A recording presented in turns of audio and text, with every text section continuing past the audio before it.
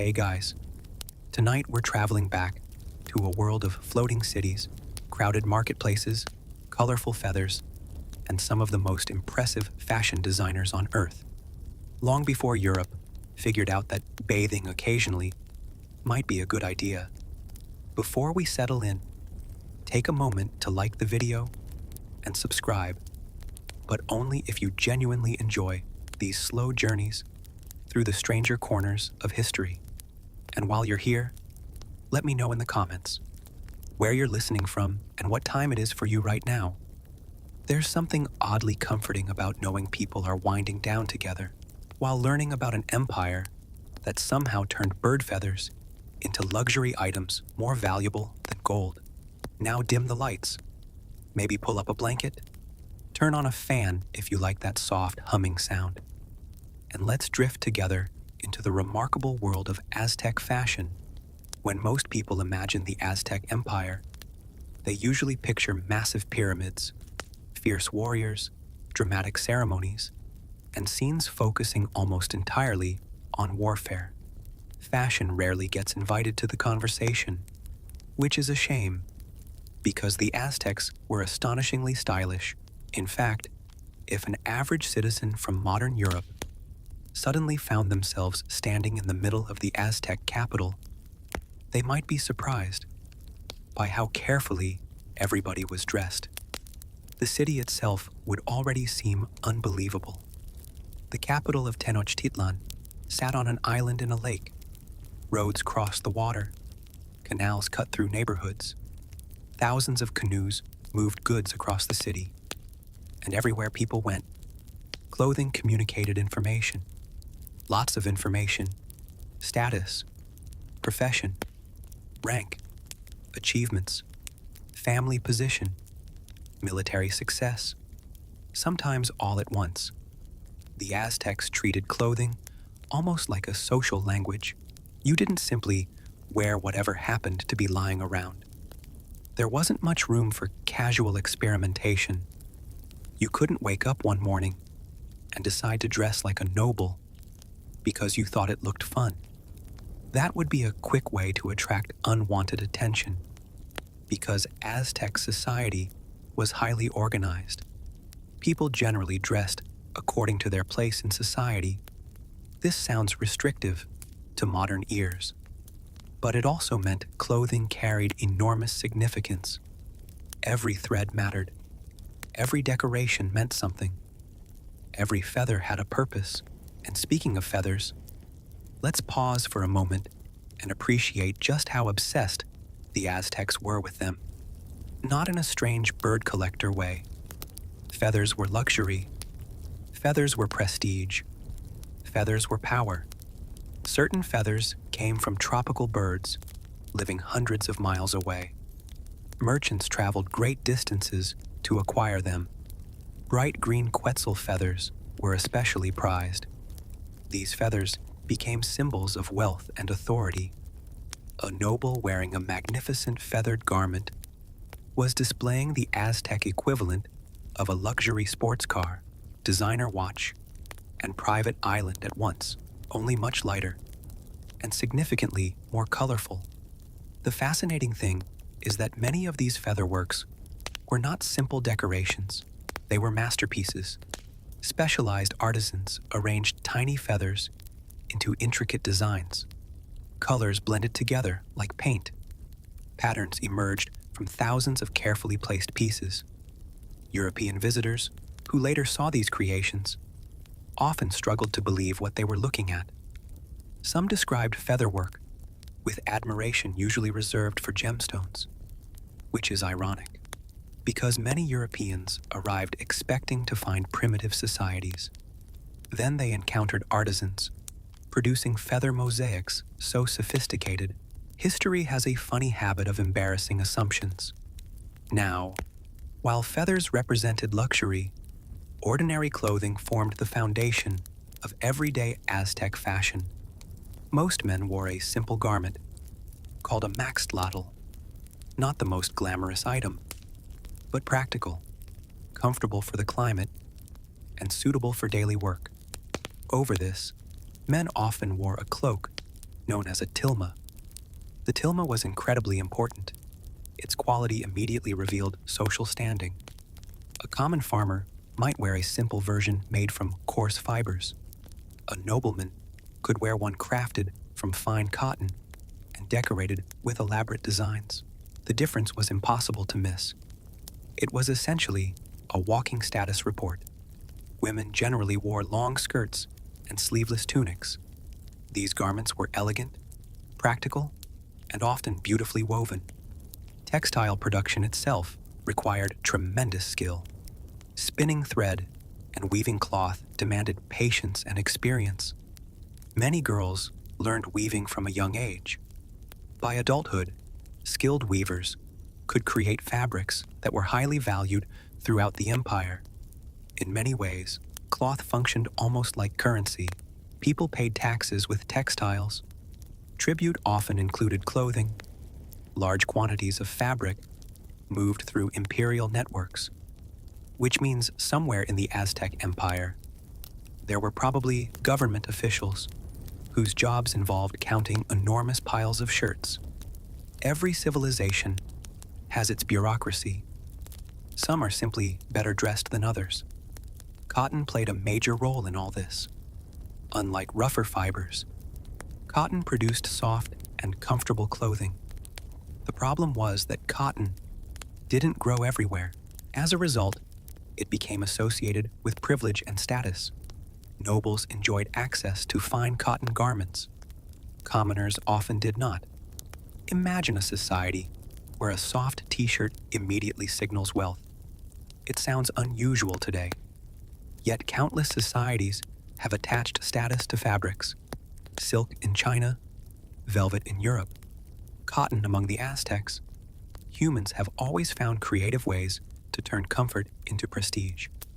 Let's float gently over to another fascinating aspect of Aztec fashion: color. The Aztecs loved color. Rich reds, deep blues, brilliant greens, warm yellows. Natural dyes produced vibrant shades that transformed garments into visual statements. Certain colors carried symbolic meanings. Others reflected local traditions. Some required rare ingredients and specialized knowledge. Producing beautiful dyes was not easy. Plants had to be gathered, minerals collected, techniques refined over generations. Entire systems of expertise developed around creating color. Modern people sometimes underestimate how extraordinary this was. Today, we can walk into a store and choose from thousands of colors without thinking twice.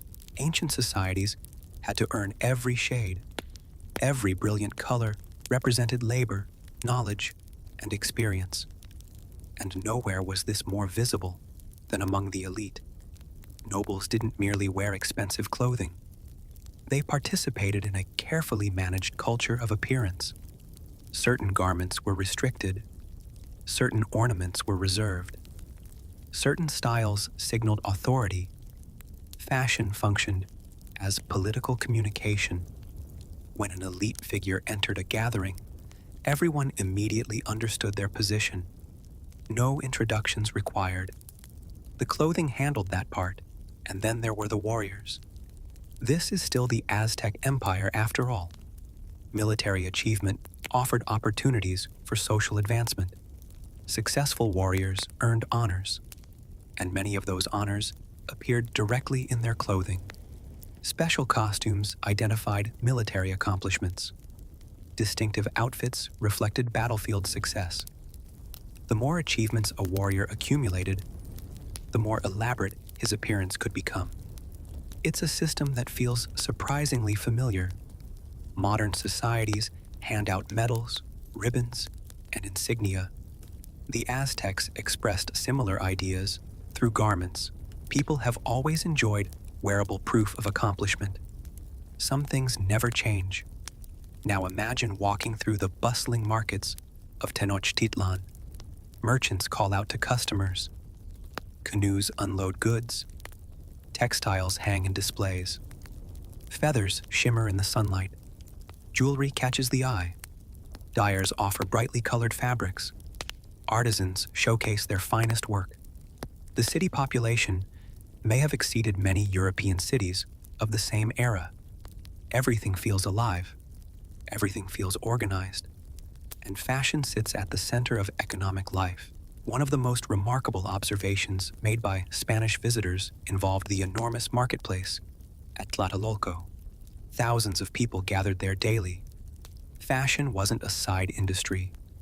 It was a major component of commerce. A thriving marketplace depended on demand.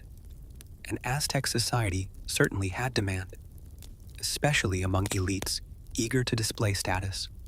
Of course, luxury fashion always creates an interesting problem. The more exclusive an item becomes, the more people want it. Human nature remains wonderfully predictable. If only nobles can wear something, everyone notices it. And once everyone notices it, everyone wants it. Governments have struggled with this throughout history. Many societies created laws regulating who could wear certain materials or colors. The Aztecs were no exception. Restrictions helped preserve social distinctions. Still, the craftsmanship remained extraordinary. Even ordinary garments reflected considerable skill. Weaving techniques passed from generation to generation. Patterns carried cultural meaning. Designs reflected local traditions. Fashion wasn't merely decorative. It connected people to family, community, and identity. And perhaps that's one reason Aztec clothing remains so fascinating today. Because underneath all the feathers and colors, we see something familiar. People expressing themselves, people communicating status, people participating in traditions, people wanting to look good. Across centuries and continents, humanity keeps returning to the same impulse. We decorate ourselves. We create meaning through appearance. The Aztecs simply happened to do it with exceptional style. And as we'll discover next time, some of the most astonishing fashion belonged to emperors. For now, though, settle back into your chair. Listen to the distant sounds of canoes moving through moonlit canals. Imagine colorful feathers swaying gently in the evening breeze. And let the remarkable world of Aztec fashion slowly drift through your thoughts. As the evening settles in around us, let's continue wandering through the streets of Tenochtitlan. The markets are beginning to quiet. The busiest merchants are packing away their goods. The canoes still glide across the dark water, and somewhere beyond the city center, a noble family is probably spending an extraordinary amount of time deciding which cloak to wear to tomorrow's gathering. Because if there is one thing humans have consistently enjoyed throughout history, it is finding complicated ways to signal importance. The Aztecs were no exception. In fact, they may have elevated the practice into something approaching an art form. The highest levels of Aztec society were remarkably conscious of appearance. This wasn't simply vanity. For nobles, rulers, and high-ranking officials, clothing carried political weight. Every public appearance communicated authority. Every garment reinforced social order. Let's begin with the emperor himself, or, as the Aztecs called him, the Huey Tlatoani. The great speaker, the emperor occupied the highest position in society. His clothing reflected this. Many garments, available to ordinary nobles, were restricted when it came to imperial dress. He needed to be immediately recognizable.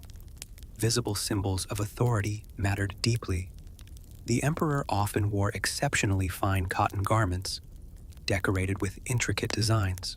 Rare feathers appeared frequently. Jewelry enhanced the overall effect. Gold ornaments added further prestige. Although it's worth noting that the Aztecs generally valued some featherwork more highly than gold itself. This occasionally confused Europeans. A billionaire today might spend a fortune on a designer handbag. An Aztec noble might spend a fortune on bird feathers. One of the emperor's most recognizable symbols was his turquoise diadem. This crown-like ornament served as an important marker of rulership. The Aztec Empire governed millions of people. Tribute flowed into the capital from conquered regions. Every aspect of government depended partly on perception.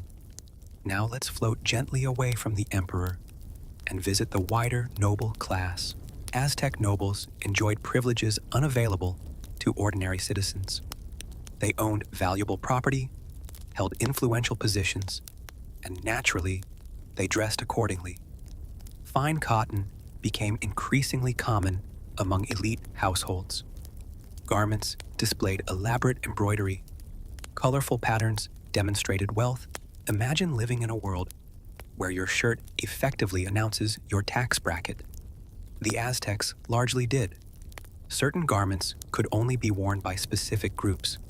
Specific decorations required permission or achievement. Certain styles remained exclusive to elites. Jewelry also reflected social position. Nobles enjoyed access to precious materials like gold, turquoise, and jade. Now let's discuss one of humanity's favorite status symbols. Not gold, not jewels, shoes, or more specifically, sandals. Many common people went barefoot. Nobles often wore sandals. This small distinction immediately communicated rank from the ground up. The Aztecs generally valued cleanliness. Bathing occurred regularly. Personal grooming mattered. Hair received attention. Elite men often maintained carefully styled hair. Certain hairstyles reflected age, rank, or achievement. Now let's wander into the homes of wealthy noble families. Women from elite households supervised the creation of clothing. A noble family's clothing represented more than personal taste. It reflected household status. Neighbors, political allies, and potential marriage partners noticed. Now let's drift toward another fascinating corner of elite fashion. Children. Elite children often received special clothing reflecting their family's status. From a young age, noble children learned appropriate behavior, dress, and manners. They were being prepared for future responsibilities. Public ceremonies created opportunities for extraordinary displays of fashion. Religious festivals, political gatherings, and state occasions all required appropriate clothing. Special costumes appeared. Rare ornaments emerged from storage. Featherwork dazzled spectators. Colors flashed beneath the sunlight. Imagine standing in a crowded plaza. Thousands gathered, nobles wearing brilliantly colored garments, feathers catching sunlight from every angle. The reality was far richer, far more sophisticated, far more fashionable. The Aztec world was deeply complex. Every garment carried meaning. Every color told a story. Every feather connected distant trade networks. Fashion wasn't superficial. It was woven directly into economics, politics, religion, family life, and identity. Next, we'll enter the world of Aztec warriors, priests, and the ways clothing could transform a person into something much larger than themselves. For now, let the sounds of the city fade softly into the distance. The lake is calm. The night air is cool. Somewhere beyond the moonlit canals, master artisans are still arranging tiny feathers into patterns so beautiful that centuries later, people will struggle to believe they existed. As our evening journey continues, let's leave the noble residences behind for a while. The quiet courtyards fade into the distance. The soft glow of household fires disappears behind us. And now, we find ourselves standing in one of the busiest parts of the Aztec world, where status was not inherited through family names alone. Sometimes it had to be earned, repeatedly, and often, while wearing surprisingly elaborate clothing, because the Aztecs had a fascinating habit of turning achievement into fashion, not in a metaphorical sense, quite literally. The more successful you became, particularly as a warrior, the more impressive your wardrobe could become. It's a system that feels strangely familiar. Modern athletes collect trophies. Military officers earn decorations. The Aztecs looked at all of this and essentially said, "Why stop there? Let's make the entire outfit a reward." And so they did. Now, before we continue, it helps to remember something important. The Aztec Empire existed in a highly competitive environment. Military success mattered. Political influence mattered. Prestige mattered. Conquered territories paid tribute. Trade routes required protection. Rival powers needed monitoring. As a result, warriors occupied an important place in society. And unlike some systems where status remained locked within families, military achievement provided opportunities for advancement. But warriors could improve their standing through accomplishment, and clothing became one of the most visible ways to display those accomplishments. Imagine walking through Tenochtitlan and spotting two men approaching. One wears relatively simple garments. The other appears wrapped in an elaborate costume covered with striking designs. Observers immediately understand that the second individual has achieved something significant. Fashion functioned almost like a resume, except much more colorful. One of the most famous examples involves the elite warrior societies, often known today as the Eagle Warriors and Jaguar Warriors. The outfits alone are unforgettable. Jaguar warriors often appeared in suits patterned like jaguar skin. The costume covered much of the body. Meanwhile, Eagle warriors wore outfits inspired by magnificent birds of prey.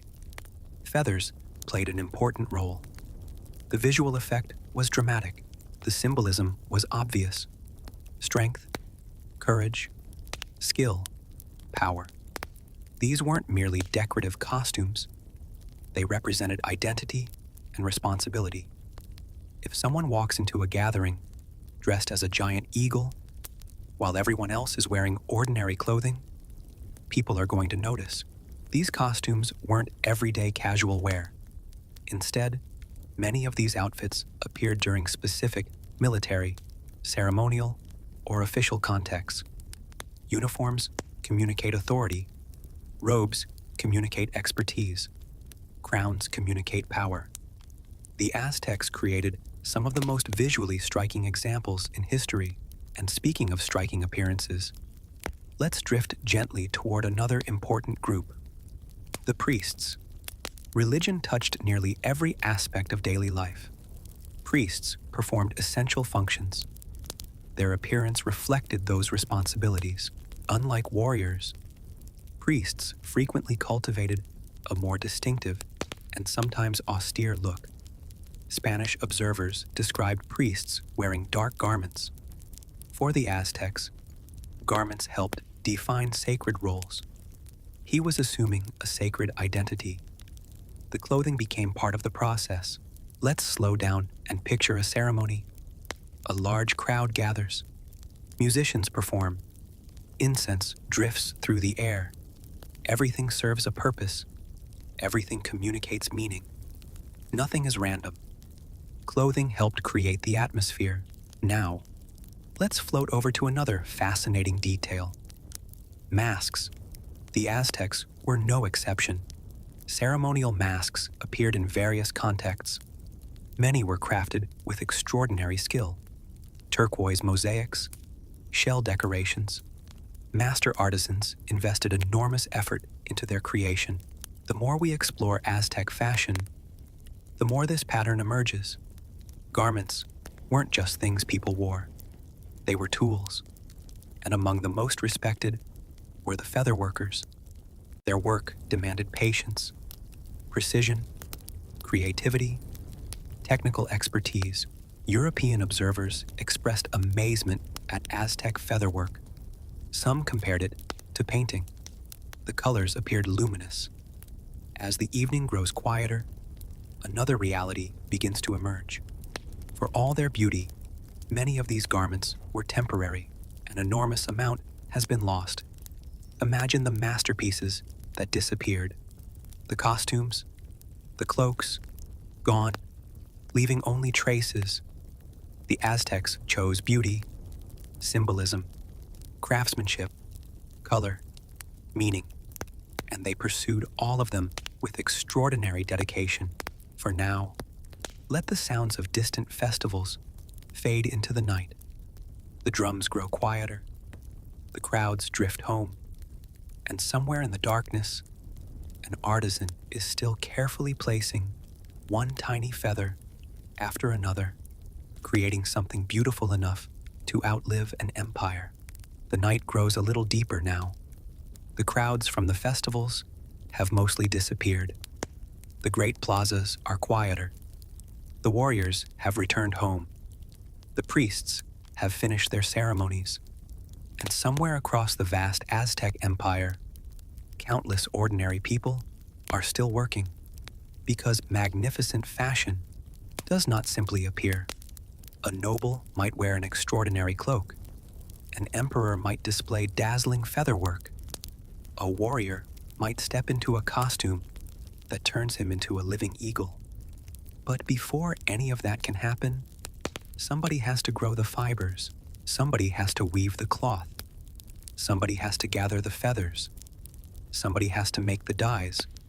Somebody has to carry everything hundreds of miles. Behind every glamorous outfit stands an army of workers. And tonight, we're going to spend some time with them.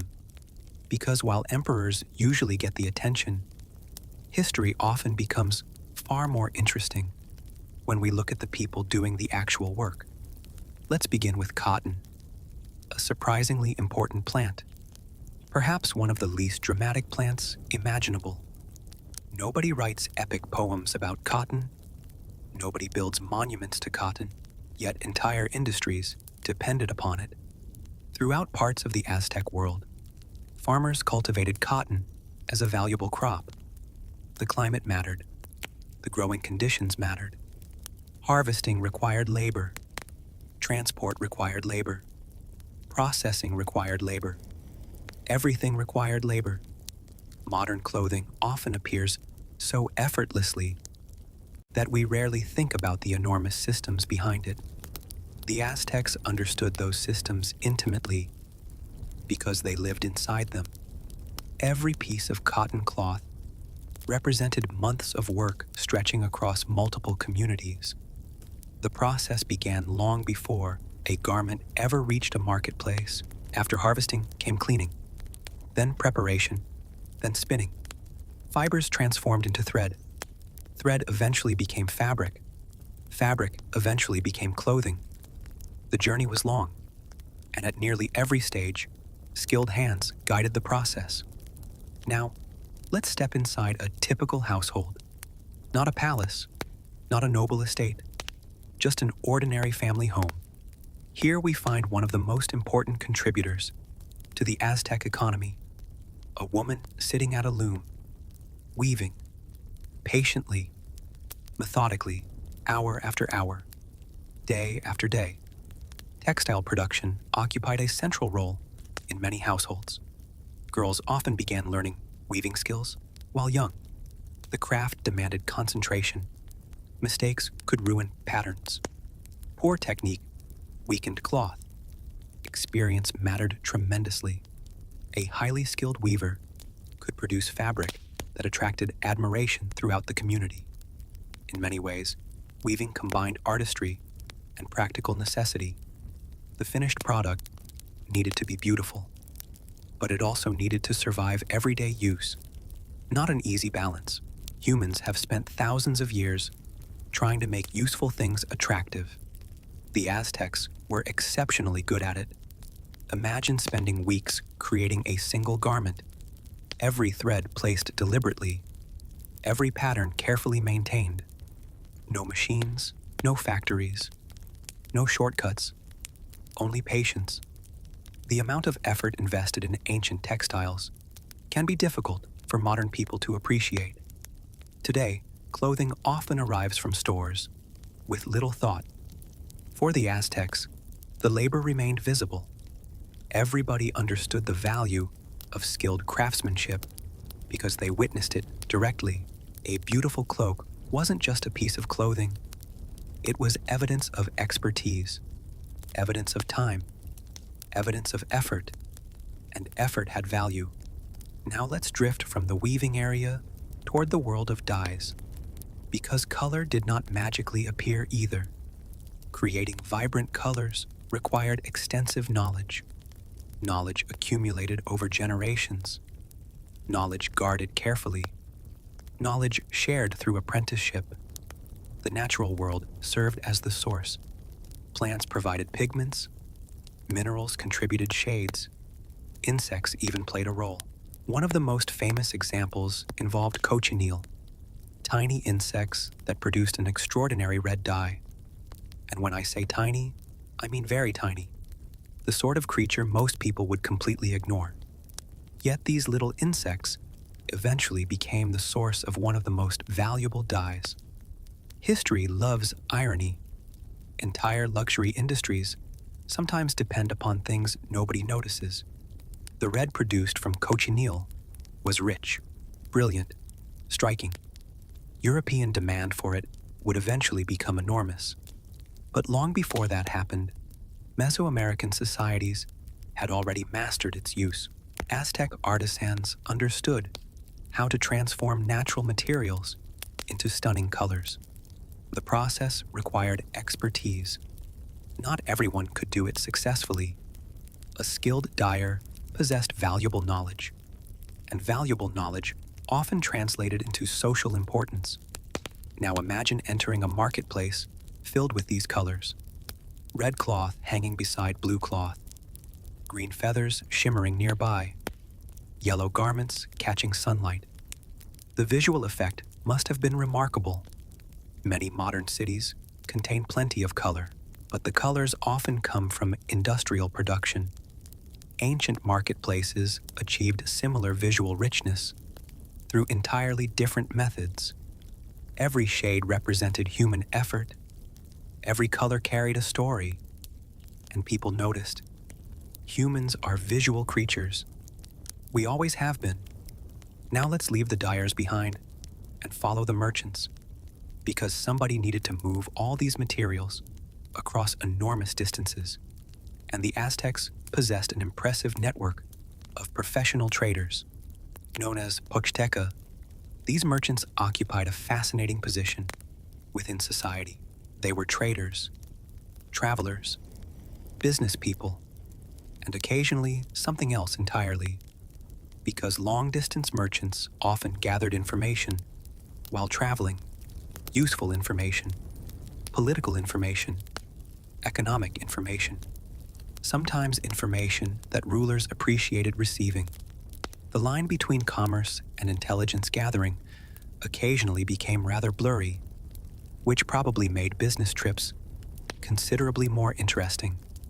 The Pochteca journeyed across vast regions. They acquired exotic goods, rare feathers, luxury materials, precious stones, specialized products unavailable in local communities. These goods eventually found their way into elite fashion. Without merchants, many prestigious items simply wouldn't exist. Trade connected distant worlds. A feather from a tropical forest could eventually decorate the clothing of a noble living hundreds of miles away. A remarkable journey for something originally attached to a bird. Now let's spend some time discussing those birds, because if feathers played such an important role, somebody needed to obtain them, and obtaining them wasn't always easy. Some came from local species. Others arrived from distant regions. Particularly, prized feathers often belong to tropical birds. The famous quetzal provides a perfect example. This magnificent bird possessed long green tail feathers, unlike almost anything else in nature. The color seemed almost unreal. Brilliant, luminous, elegant. Naturally, people loved them. The feathers became symbols of prestige, but interestingly, the birds themselves were often not killed. Collectors could remove valuable feathers and release the animal. The bird lived. The feathers eventually regrew. Future feathers became available later. It's a surprisingly sustainable approach. Not perfect, but better than many alternatives. And it allowed prized materials to remain available over long periods. The feather trade became an important component of luxury production, which means somewhere there were specialists whose professional expertise centered around birds. History contains wonderfully specific careers. Now let's return to the artisans, because once materials arrived, transformation began. The feather workers we've discussed earlier represented some of the most respected craftsmen. Their workshops must have been fascinating places. Bundles of feathers organized by color, tools carefully arranged, partially completed designs waiting for attention, apprentices learning techniques, masters correcting mistakes, hours passing quietly as intricate patterns slowly emerged. Creating feather mosaics demanded extraordinary precision. The feathers needed careful trimming, precise placement, secure attachment, color coordination, artistic vision.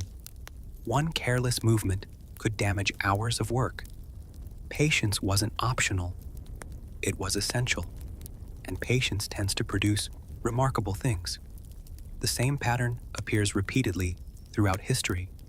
Cathedrals, paintings, sculptures, textiles. The Aztecs invested that time willingly, and the results impressed nearly everyone who saw them. Now let's talk about tribute. Because fashion in the Aztec Empire wasn't only supported by markets and trade, it was also supported by imperial power. Conquered regions often paid tribute, and that tribute frequently included textiles, clothing, feathers, and luxury materials. Enormous quantities flowed toward the capital. Officials recorded deliveries. Administrators monitored collections. Warehouses stored goods. The entire system helped sustain elite consumption, which is another reminder that fashion often connects to politics. Luxury rarely exists in isolation. Behind many beautiful objects stand complicated economic systems. The Aztec Empire was no different. Its most magnificent garments depended partly upon resources drawn from across vast territories. Every feathered cloak represented artistic achievement and imperial organization. The two were inseparable, and perhaps that's what makes Aztec fashion so fascinating. At first glance, we're talking about clothing, but the deeper we look, the more connections appear. Agriculture, trade, politics, family life, education, religion, art, economics, everything intersects. Fashion becomes a window into the entire civilization. Pull on one thread, and an entire world begins to emerge. And it's a remarkably sophisticated world. Far more sophisticated than many older historical accounts ever acknowledged. As midnight approaches in our imaginary journey, we can almost picture the empire still working around us. A farmer preparing tomorrow's harvest, a merchant organizing trade goods, a weaver finishing a complex pattern, a feather worker adjusting tiny details, a noble waiting for a commissioned garment. Thousands of people connected through invisible networks, together creating one of the most impressive fashion cultures in the ancient world. And next time, we'll explore the most surprising aspect of all. What happened when the Spanish arrived? Because when two vastly different fashion traditions suddenly encountered each other, the results were fascinating and occasionally hilarious. For now, let the workshops grow quiet. The looms stand still. The dyes rest in their containers. The merchants sleep before another long journey.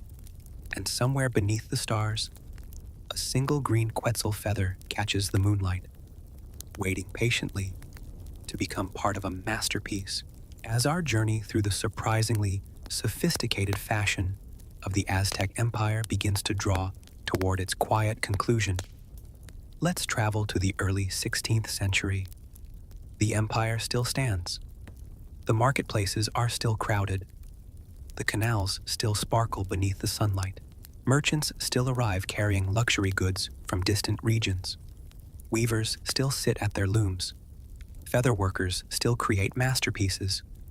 And almost nobody has any idea that one of the greatest cultural collisions in history is about to occur, because across the ocean, another world is approaching.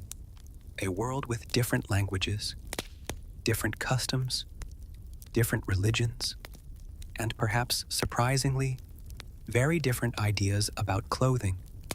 When Spanish explorers and soldiers first arrived, they encountered a civilization unlike anything they had expected.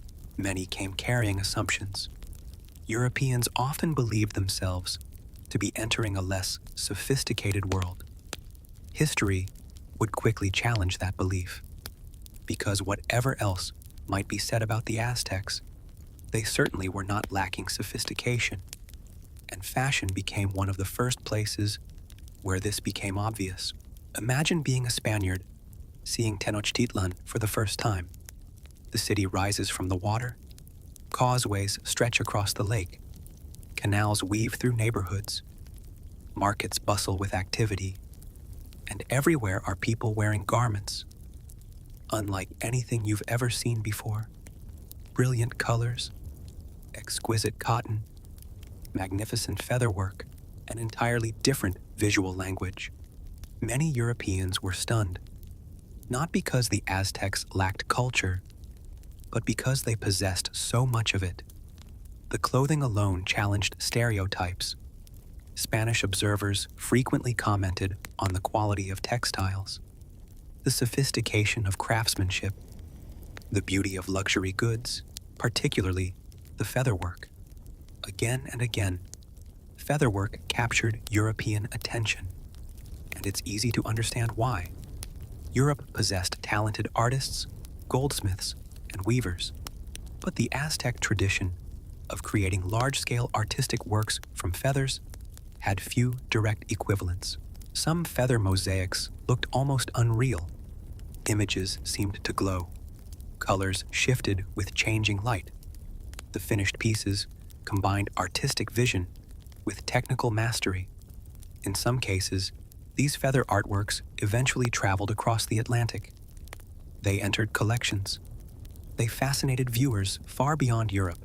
For a brief moment, two creative traditions stood face to face, and each had something to learn from the other. Sadly, history rarely allows such encounters to remain simple, because alongside curiosity came conquest, and conquest changes everything. The fall of the Aztec Empire transformed the world of fashion. Old systems weakened, traditional structures collapsed, economic networks shifted. Some indigenous garments continued, others disappeared gradually. European fashions arrived, new materials appeared, new expectations emerged. Indigenous textile traditions proved remarkably resilient. Despite upheaval, weaving skills survived, artistic knowledge survived, local techniques survived. The people creating these textiles adapted to new realities while carrying older knowledge forward. And because of that, echoes of Aztec fashion remain visible even today. Now let's pause and appreciate something remarkable. The Aztec Empire existed for a relatively short period compared to ancient Egypt, Imperial China, or Rome. Yet despite that short existence, its artistic achievements left a lasting impression, especially in fashion. The Aztecs deserve a place in that conversation. Fashion wasn't an afterthought. It sat near the center. It connected politics to economics, religion to identity, art to everyday life. Clothing often feels temporary. A shirt lasts only so long. Textiles decay. Yet fashion reveals permanent truths about the people who created. Human beings haven't changed much. We still use clothing to express identity. We still associate certain materials with prestige. We still follow trends. An Aztec noble commissioning a feathered cloak and a modern celebrity commissioning a custom designer outfit are participating in similar human behaviors. As our evening finally comes to an end, let's return one last time to Tenochtitlan. The city rests beneath a soft evening sky. A weaver finishes her final thread. A noble folds an expensive cloak. A feather worker studies a nearly completed masterpiece. The empire is gone now. Its palaces vanished. Its rulers long departed. Yet its creativity remains. Its artistry remains. Its fashion remains. So dim lights low. Let the sounds of the ancient city fade into the distance and allow the colorful world of Aztec fashion to drift quietly into history once more.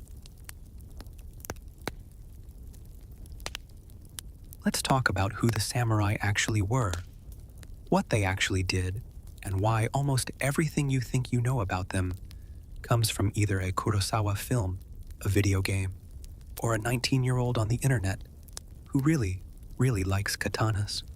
We begin, as we always do, with a time and a place. The time is approximately the late Heian period, somewhere around the late 900s to early 1100s CE. The place is Japan, a long, narrow island nation off the eastern coast of Asia that, at this particular moment in history, is going through the kind of political dysfunction that would make a European court blush. The imperial court at Kyoto is technically in charge of everything. The emperor sits at the center of it all, draped in silk, surrounded by poets and calligraphers, and people whose entire job is to comment on the beauty of cherry blossoms, which sounds wonderful, honestly, very relaxing. But here's the thing, the emperor isn't actually running anything. Real power has quietly drifted into the hands of a clan called the Fujiwara. They've been doing this slow, elegant power grab for generations, marrying their daughters to emperors, making sure those emperors have children very young, and then ruling as regents on behalf of those children. It's a beautiful system if you're a Fujiwara. It's less beautiful if you're everyone else. And out in the provinces, far from the poetry and the cherry blossoms, things are a little chaotic. Local lords are squabbling over land. Bandits are becoming a genuine problem. The central government, which is mainly busy composing verses about autumn leaves, does not have a particularly strong military presence in the countryside. So the provincial elites do what people always do when the government stops functioning properly. They start handling things themselves. They hire warriors, and those warriors, over a few generations, start forming something, a class, an identity, a set of customs and expectations and loyalties that slowly coalesce into what we'll eventually call the samurai. The word itself, samurai, comes from a Japanese verb meaning to serve, which is important, and we'll come back to it, because the samurai, at their core, were servants, not romantic lone wolves, not spiritual warrior monks wandering the mist. They were professional military retainers, attached to powerful households, and their job was, more or less, to do what they were told, which is not the version of events that Hollywood prefers. Hollywood, and by extension, most of the Western world, has a very specific idea of what a samurai is. He's stoic, he's impossibly skilled, he has a code so pure and noble that it practically glows. He meditates at dawn, fights with balletic precision, and when the moment comes, he dies beautifully, probably in slow motion, probably with a single cherry blossom drifting past his cheek. The real samurai were, in fact, sometimes quite loud. They were often mercenary. They had petty disputes about seniority. They embezzled things. Some of them were deeply afraid of dying, which is a completely reasonable response to the prospect of dying. But we'll get to all of that. First, let's talk about the early centuries of samurai history, because the origin story alone is enough to complicate the myth pretty thoroughly. The early warrior clans that gave rise to the samurai class were not, in general, noble philosopher warriors seeking enlightenment through combat. They were tough, practical men, and occasionally women. But we'll get to that, who knew how to ride horses and shoot arrows and intimidate people. They were specialists. They were hired because they were useful, and for a long time, they were considered slightly beneath the refined aristocracy of the imperial court. This is a detail that tends to get lost in the mythology. The courtiers in Kyoto, the ones writing poems and arranging flowers and arguing about the correct way to color coordinate your robes, they looked down on warriors. Broadly speaking, fighting was considered a low and somewhat embarrassing business. Necessary, yes, but not exactly prestigious. The samurai, in the early period, were a bit like the muscle you hire when things get uncomfortable, respected for their function, not necessarily invited to dinner. That would change, obviously, because this is a 1,300-year story, and things change a lot over 1,300 years. But it's worth holding on to that image for a moment. The samurai as hired help, as provincial specialists, as people who were useful, precisely because they were willing to do the things that polished court aristocrats preferred not to think about. And speaking of the court aristocrats, the Fujiwara grip on power eventually loosened, as grips on power tend to do. What followed was a long, complicated, thoroughly exhausting series of clan wars and political maneuverings and alliances that shifted like sand.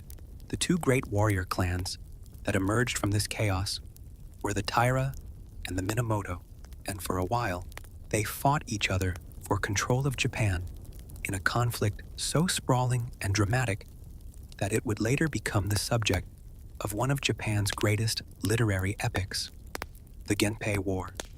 Late 12th century, 5 years of intermittent, large-scale conflict that ended with the Minamoto on top and the Taira largely in the ocean. The Minamoto leader, Yoritomo, not a name that rolls off the tongue, but bear with me, did something after his victory that would reshape Japanese society for the next 7 centuries. He established a military government, a shogunate, based not in the imperial capital of Kyoto, but in a small coastal town called Kamakura. And with that, the samurai went from being provincial warriors in service to various lords to being the de facto ruling class of Japan, which is significant because the moment the samurai became the ruling class, they stopped being purely warriors and started being something much more complicated. They became administrators. Now, I know, stay with me. I promise this is going somewhere. The image of the samurai as pure warrior, sword always at the ready, mind always focused on the next battle, runs into a very basic, practical problem, which is that battles are not constantly happening. Most of the time, history is not happening. Most of the time, people are doing extremely ordinary things, like managing grain supplies and resolving land disputes and arguing with their neighbors about water rights. And the samurai, as the ruling class, had to do all of that. A high-ranking samurai in the Kamakura period, or the Muromachi period, or later the Edo period, spent a substantial portion of his time doing paperwork, receiving petitions, adjudicating disputes, overseeing the collection of taxes, attending to the administrative needs of whatever domain or household he served. He was, in many ways, a bureaucrat with a sword on his hip. And look, there's nothing wrong with being a bureaucrat. Bureaucracy is the thing that keeps civilization from collapsing into chaos, which history has demonstrated repeatedly and painfully. But it is not, you have to admit, the stuff of legend. The legend got built anyway, and it got built, in part, by the samurai themselves, because that's what ruling classes do. They construct flattering stories about why they deserve to be the ruling class. They write those stories down. They teach them to their children. And after a few generations, the stories start to feel like history. We'll talk about that mythology building in some detail as we go. But for now, let's just sit with this image for a moment. The samurai as civil servant, the warrior who spends most of his career not fighting. Because here's the thing about Japanese history that tends to surprise people who learned most of what they know from video games. Japan had long stretches of peace, remarkably long stretches. The Edo period, which began in 1603 and ended in 1868, was over 250 years of near-total domestic peace. Under the Tokugawa shogunate, 250 years, with essentially no major internal wars. And during those 250 years, the samurai class, still nominally warriors, still carrying their swords, still trained in martial arts, had almost nothing to fight. There were no wars. There were occasional local skirmishes and some rather dramatic incidents in the streets of Edo, yes. But by and large, the samurai of the Edo period were a warrior class in a society that had, temporarily, run out of wars. What happened to them during that time is one of the more quietly fascinating subplots in Japanese history, and it is a story that the movies almost never tell. But we'll get there. Tonight we have time for everything. For now, let's just breathe. Let's let that settle. The samurai, sword polished, armor gleaming, spiritual practice impeccable, sitting at a desk, reviewing land allocation documents, stamping something with a seal. It's fine. He's fine. Let's keep going. All right, now let's talk about the fighting. Because yes, samurai did fight. Obviously, that part is true. I'm not going to sit here and tell you they were purely desk workers with decorative weapons. They fought, sometimes very effectively. But the way they fought, particularly in the early centuries, was almost nothing like what you see in the movies. The cinematic samurai is a swordsman. That's the core image, right? The katana, the two-handed grip, the perfect economical draw, the duel in the rain, the single strike that decides everything. It's clean, it's beautiful, it's been reproduced in approximately 10,000 pieces of visual media. The early samurai, however, were primarily archers, on horseback. This is not a detail that fits comfortably into the mythology, so it tends to get quietly omitted. But if you went back to Heian, or Kamakura period Japan, and watched an actual samurai in battle, what you would mostly see is a man on a horse, wearing elaborate layered armor, shooting arrows at other men on horses. The bow, the yumi, the Japanese longbow, was for a long time considered the premier weapon of the samurai warrior, not the sword. The sword was a sidearm, a backup, the thing you used when things had gotten close and personal, and you'd run out of arrows, or your horse had fallen out from under you. This distinction matters because it fundamentally changes the picture. The sword duel, that iconic, intimate face-to-face moment of pure samurai confrontation, was, in early samurai warfare, a relatively uncommon and often somewhat improvised thing. The main event was mounted archery. The sword fight was the contingency. Now, swords certainly grew in cultural and martial importance over time. By the later feudal periods, particularly the Sengoku period, the Warring States era of the 15th and 16th centuries, sword fighting had developed into something considerably more systematic and stylized. Fencing schools, ryuha, emerged and proliferated. Techniques were codified. The sword became, over time, the symbol it is today. But even then, even at the height of the Sengoku period, when Japan was essentially one continuous battlefield, the practical realities of large-scale warfare meant that the most decisive weapon was often not the sword at all. It was the spear ashigaru, foot soldiers, not samurai, fought primarily with spears. And in mass battle, spearmen in formation are extremely effective. They are considerably more effective practically speaking, than individual swordsmen, no matter how elegantly trained. You can train a peasant to fight with a spear in a few weeks. Training a skilled swordsman takes years. In a war that needs bodies and momentum, the math is straightforward. And then Oda Nobunaga, one of the great strategic minds of the Sengoku period, and a man who had absolutely no patience for romantic notions about warfare, introduced firearms to mass Japanese battle tactics in the 1570s.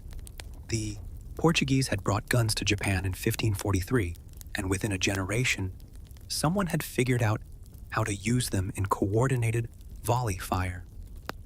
Nobunaga famously used this at the Battle of Nagashino in 1575. 3,000 arquebusiers, firing in rotating volleys, dismantled the legendary Takeda cavalry. The Takeda, incidentally, were considered the finest cavalry force in Japan. Their horsemen were the stuff of terrifying legend. They were stopped by guns, organized in rows, which is how things usually go when you bring guns to a sword fight.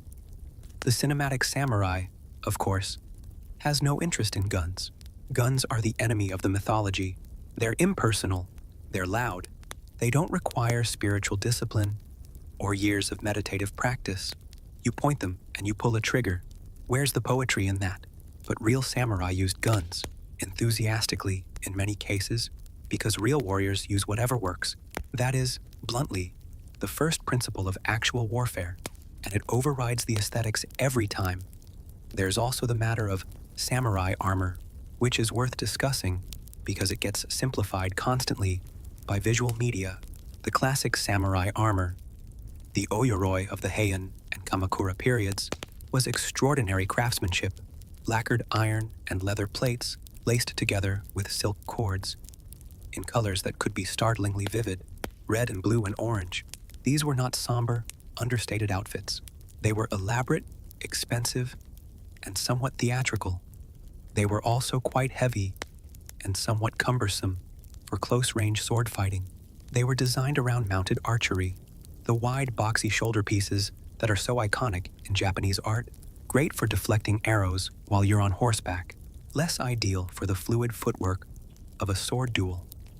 As warfare evolved, as infantry combat became more central, as the Sengoku period demanded more flexible and mobile fighters, samurai armor changed too.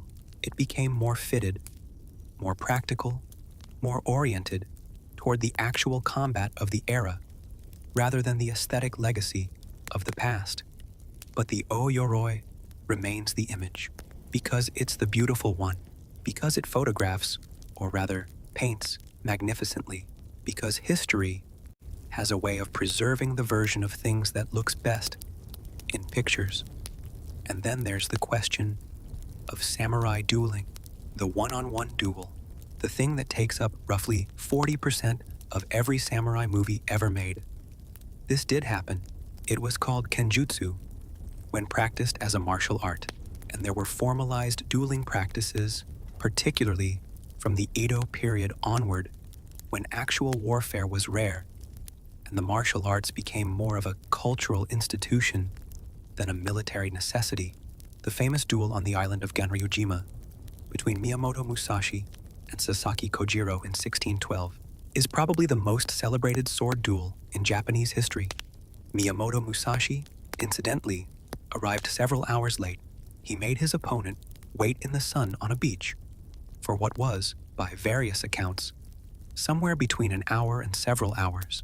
Whether this was strategic psychological warfare, or whether Musashi was simply running behind, history does not definitively say. He then killed Kojiro with a wooden practice sword he had carved from an oar on the boat ride over. This is peak Miyamoto Musashi behavior, by the way. The man was genuinely unusual in ways we'll come back to, but even Musashi, perhaps the most celebrated swordsman in Japanese history, someone who claimed to have fought over 60 duels and never lost, even Musashi recognized that sword dueling was an art, a practice, a discipline of the self, not the central reality of samurai life. His major written work, The Book of Five Rings, is less about sword fighting specifically and more about strategy, perception, and the nature of conflict in a broad sense. It gets assigned in business schools now, which is either a tribute to its wisdom or a commentary on business schools, depending on your perspective. The real samurai world was full of violence, yes, but it was also full of the mundane texture of professional and social life, the maintaining of relationships, the performance of ritual obligations, the careful navigation of hierarchy, because hierarchy was everything. The samurai world ran on hierarchy, like an engine runs on fuel, above and below, senior and junior, lord and retainer. Every relationship was defined by position, and every interaction was threaded through with the obligation to acknowledge that position correctly. Bowing, formal speech registers, seating arrangements, the way you held your cup, the way you entered a room, all of it loaded with social meaning, all of it potentially a site of offense or honor. This is not the lone wanderer cutting through bamboo to the sound of a flute. This is an extremely rule-bound social world where the wrong gesture at the wrong moment could have serious consequences for your reputation, your career, and in extreme cases, your lifespan. And speaking of the wrong gesture having serious consequences, let's talk briefly about seppuku, ritual suicide, another cinematic staple. Now, seppuku was real. It was practiced. It was considered an honorable death in certain circumstances, preferable to capture, preferable to disgrace, a way of dying by your own hand rather than your enemies. All of that is accurate, but it was not nearly as casual or frequent as popular media implies. It was not the routine resolution to every professional setback. Samurai did not commit seppuku because they had a bad day at work. The practice was specific, ritualized, and surrounded by social and legal convention. It required, in many cases, official sanction. You couldn't just decide to commit seppuku on a whim. There were procedures, and many samurai, the overwhelming majority, in fact, died of entirely ordinary things: disease, old age, administrative exhaustion, if that can be listed as a cause of death, which, for some of them, it probably should be. The image of the samurai choosing a noble death over a compromised life is a beautiful one. It speaks to something genuine in the philosophy that eventually developed around the samurai class. But the beautiful image and the statistical reality are two different things. And tonight, we are gently, patiently interested in both. Let's drift a little further forward in time. Let's talk about the Sengoku period more fully. The era of the warring states, the great chaos, the century of conflict that produced some of the most dramatic figures in Japanese history, and also, incidentally, produced the Japan that exists today. But first, let's just rest here for a moment. You've been listening for a while. The room is probably quiet. The light is probably low. We've established that samurai were primarily archers before they were swordsmen, that guns worked on the legendary Takeda cavalry just fine, and that most samurai spent more time doing administrative work than fighting anyone. None of that makes them less interesting. If anything, it makes them more interesting, because the gap between what people believe and what actually happened is where all the best history lives. So, onward. Let's talk about loyalty, because loyalty is the heart of the samurai mythology, the devoted retainer, the lord who is served unto death, the bond between samurai and master that transcends self-interest, self-preservation, and basic common sense. It's a beautiful idea. It was also, historically, a great deal messier than that. The relationship between a samurai and his lord, his daimyo, or in earlier periods, whatever local magnate happened to be employing him, was indeed the central organizing relationship of samurai life. This is true. The samurai was not an independent agent, He was embedded in a hierarchy of obligation and service that defined his identity, his livelihood, and his social position. But calling this loyalty in the idealized, unconditional sense that the mythology implies is a bit of a simplification.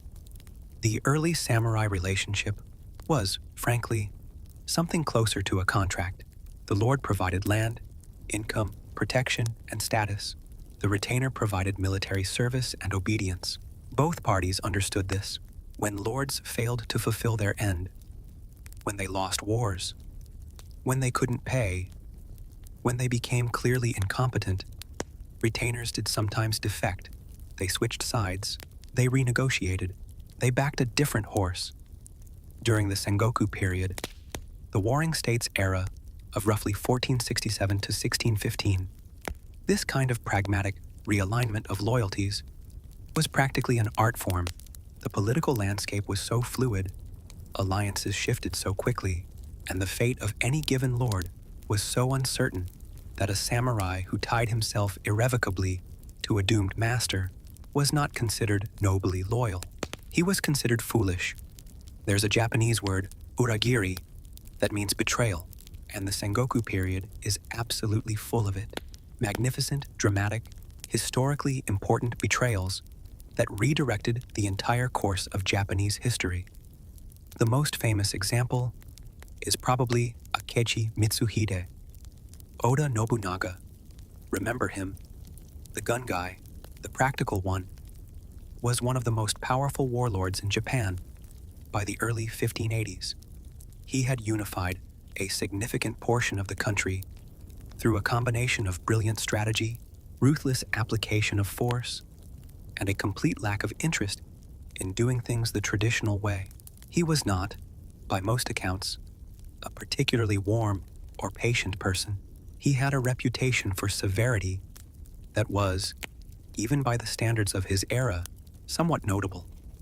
In June of 1582, one of his most trusted generals, Akechi Mitsuhide, surrounded the temple where Nobunaga was staying with a small guard and attacked. Nobunaga, with no realistic escape, died, whether by his own hand or in the fire that consumed the temple, depends on the source. Akechi Mitsuhide's motivations remain somewhat mysterious. Various theories exist. Personal humiliation at Nobunaga's hands, political ambition, a genuine ideological disagreement, possibly all three.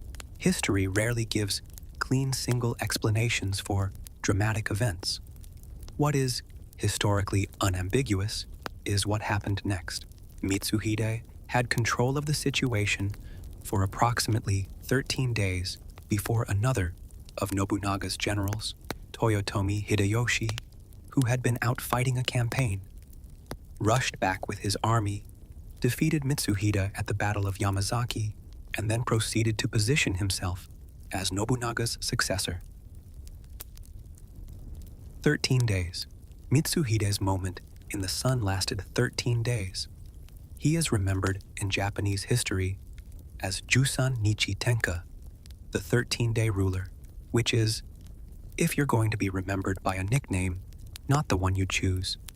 Hideyoshi himself, a man of genuinely remarkable origins, since he was born to a peasant family and had no claim to warrior status by birth, went on to effectively complete the unification of Japan.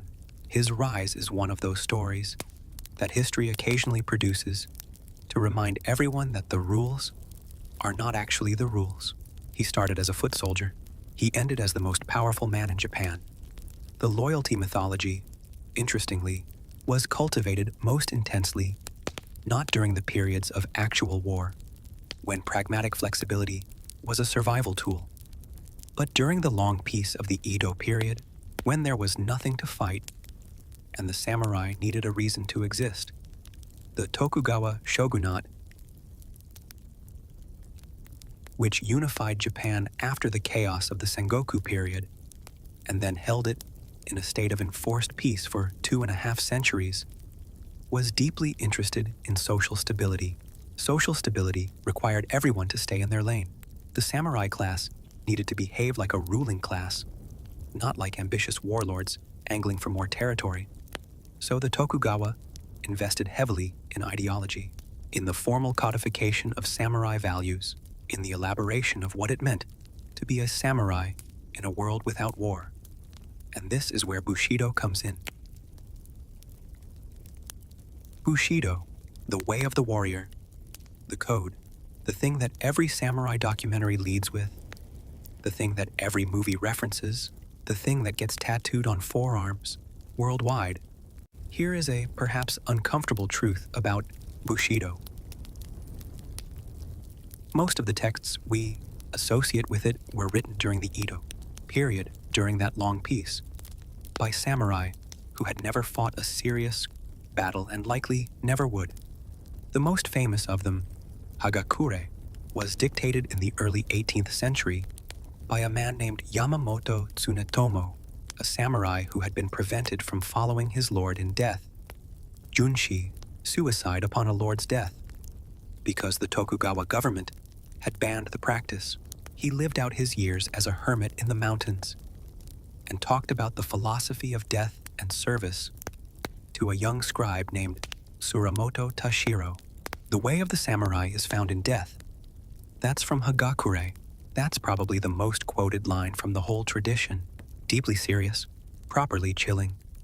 It was written by a man who spent his career as an administrator, never fought in a significant battle, and was not, in fact, allowed to die for his lord when the moment came.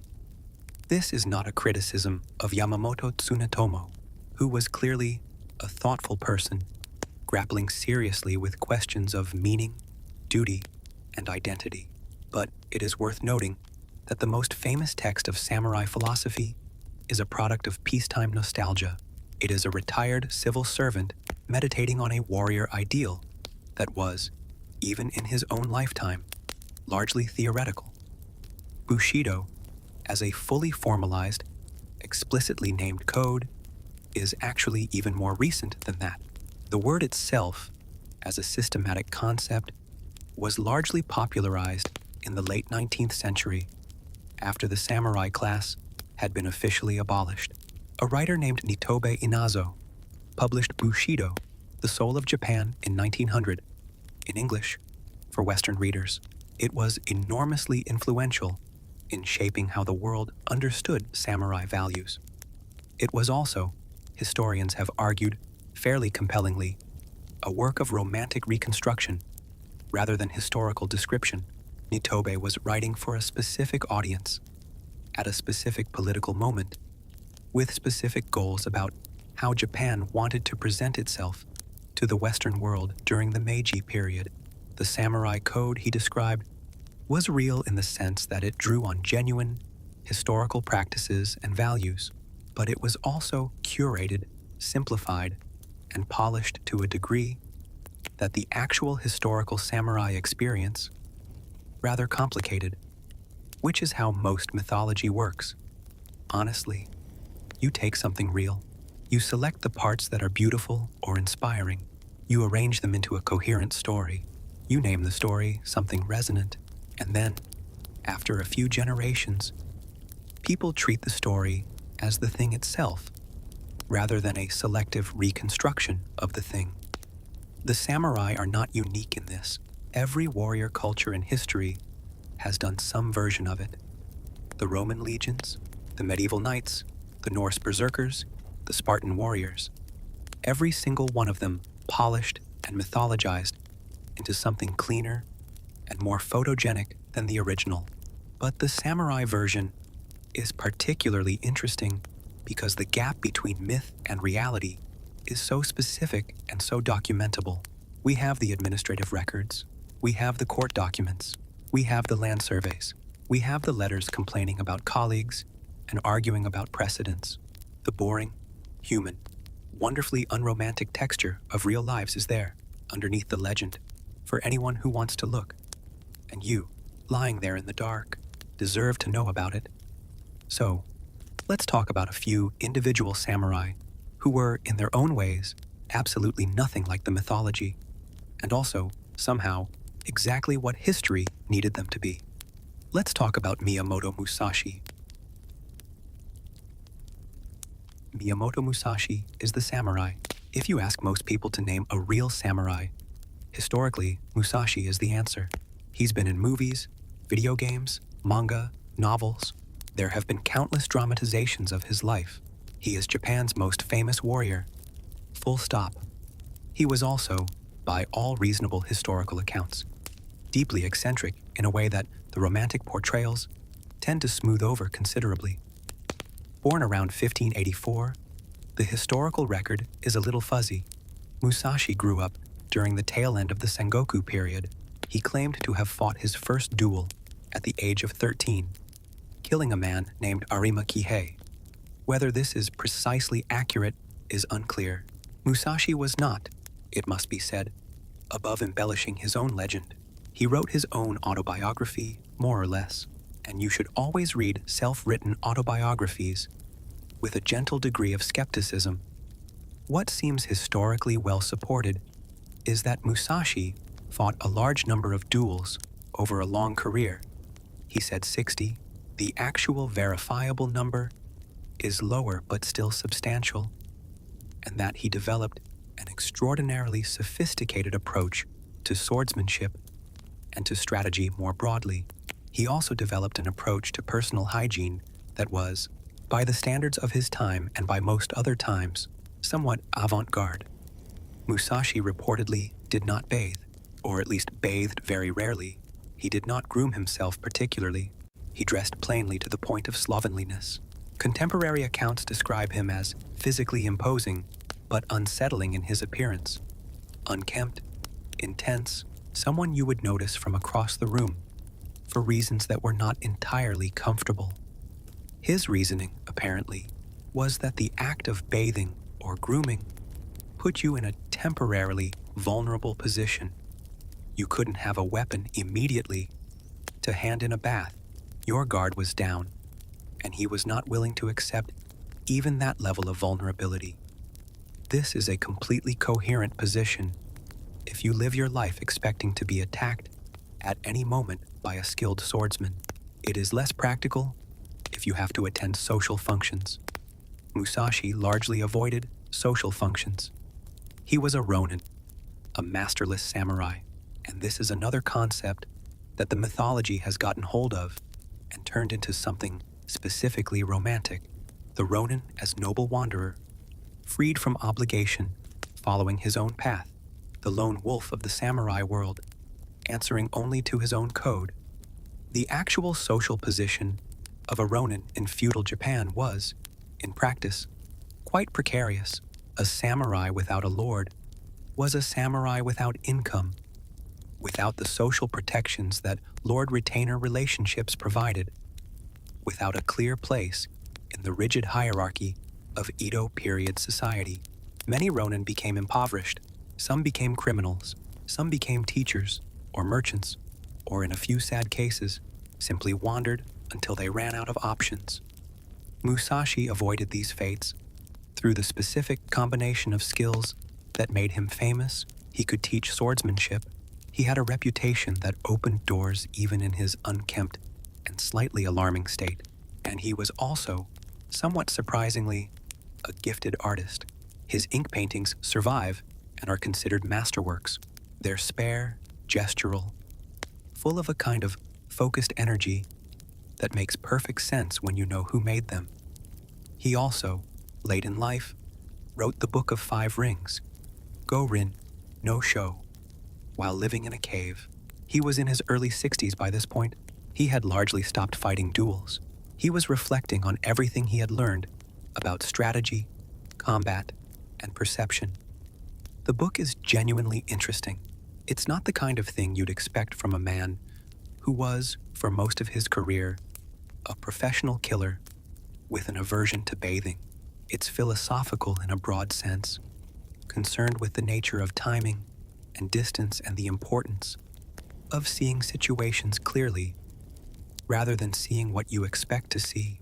It applies to sword fighting, but it also applies, as the business school crowd has noticed, to a much wider range of competitive situations. Musashi died in 1645, shortly after finishing the book. He died in bed, which is either a tribute to his extraordinary skill and luck, or a reminder that even the greatest warrior eventually encounters an enemy that swords don't help with. He is, in many ways, an ideal case study for what we're exploring tonight. He was genuinely exceptional. He was also genuinely human in specific, complicated, unglamorous ways.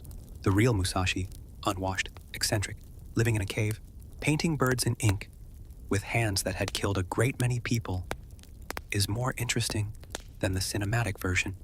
He just requires slightly more effort to look at.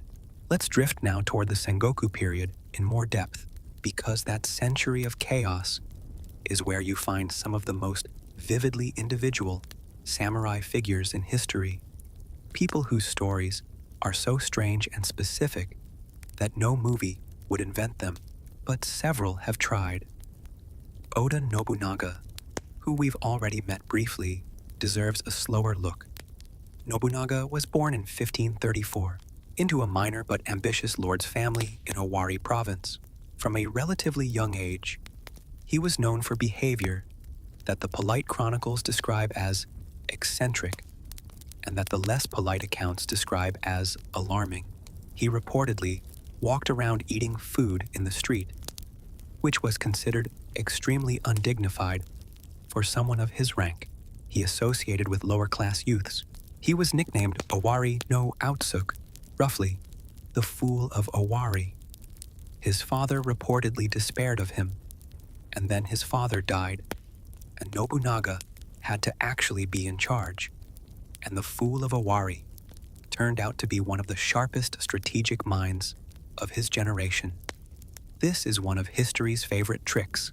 The one everyone dismissed turns out to be the one who was quietly paying attention to everything. The one no one took seriously until suddenly he had an army and a plan.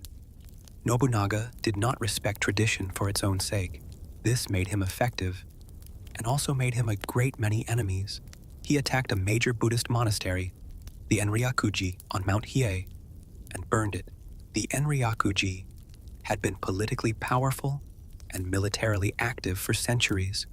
Its warrior monks, the Sohei, were a genuine military force that various factions had navigated carefully for generations. Nobunaga didn't navigate, he destroyed. He also had a complex and rather interesting relationship with European missionaries and traders who had begun arriving in Japan in the mid-16th century. He was curious about them. He welcomed Jesuit missionaries at his court, not because he was interested in converting.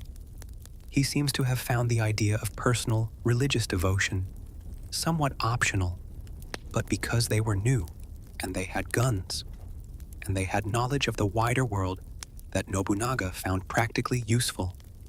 He even had, at some point, a man named Yasuke in his service. Yasuke was African, brought to Japan by the Jesuits, and presented to Nobunaga, who was apparently so fascinated by him that he had attendants scrub his skin to verify the color was real. Yasuke eventually became something close to a personal attendant to Nobunaga, and some historians give him the status of the first non-Japanese samurai, though this is subject to scholarly debate. It's a story that gets startlingly little attention, considering how interesting it is. Nobunaga, in any case, was in the process of unifying Japan by main force. When Akechi Mitsuhide betrayed and killed him in 1582, at the moment of his death, he had conquered perhaps a third of Japan and was clearly on a trajectory to do more. What he would have made of the country, completed, is one of history's more tantalizing hypotheticals. What actually happened instead was that Toyotomi Hideyoshi, the peasant-born general, stepped into the vacuum, outmaneuvered all the other rivals, and completed the unification himself. And then Tokugawa Ieyasu outmaneuvered Hideyoshi's successors after Hideyoshi's death. And then the Tokugawa locked down the whole arrangement so thoroughly that it lasted 2.5 centuries.